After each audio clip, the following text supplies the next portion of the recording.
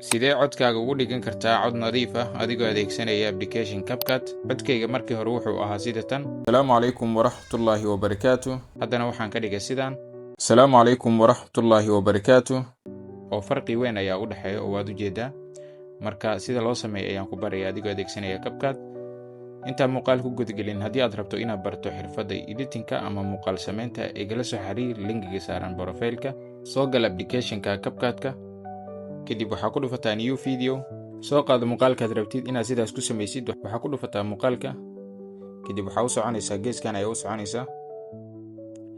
waxaa ku dhufanaysaa halkay ku qoran tahay enhance voice meesha ku qoran tahay ku dhufanaysaa. kadib waxaa furaysaa button-kan ayaa furaysaa. halkan waxaa geynaysaa oo 100 ayaa geynaysaa halkan hadda calaamadan ku saaray. waxaa sugaysaa marka intay ka dhamaanayso. okay hadda codkii waa noo sameeyay oo si yar qurux badan oo aan shucaac iyo waxba lahayn ayuu ku soo baxay codkeeni. haddii aad nagu cusub tahay waxaan si sharaf leh kaaga codsanayaa inaad nagu soo biirtid si aan u gaarno 20k followers. mahadsanidin dhammaantiin.